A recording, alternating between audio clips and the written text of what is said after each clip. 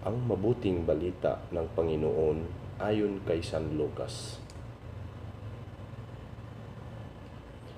Si Maria nagmamadaling pumunta sa isang bayan sa kaburulan ng Huda. Pagdating sa bahay ni Zacarias, binati niya si Elizabeth. Nang marinig ni Elizabeth ang bati ni Maria, naggagalaw ang sanggol sa kanyang tiyan. Napuspos ng Espiritu Santo si Elizabeth at buong galak na sinabi, "Pinagpala ka sa mga babae at pinagpala rin ang dinadala mo sa iyong sinapupunan.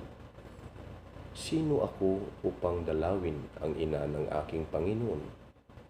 Sapagkat pagkarinig ko ng iyong bati ay nagagalaw sa tuwa ang sanggol sa aking tiyan. Mapalad ka sapagkat nananalig kang matutupad ang ipinasasabi sa iyo ng Panginoon."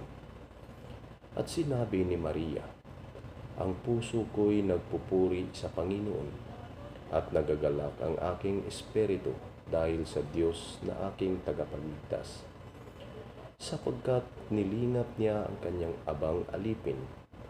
At mula ngayon, ako'y tatawaging mapalad ng lahat ng salinlahi dahil sa mga dakilang bagay na ginawa sa akin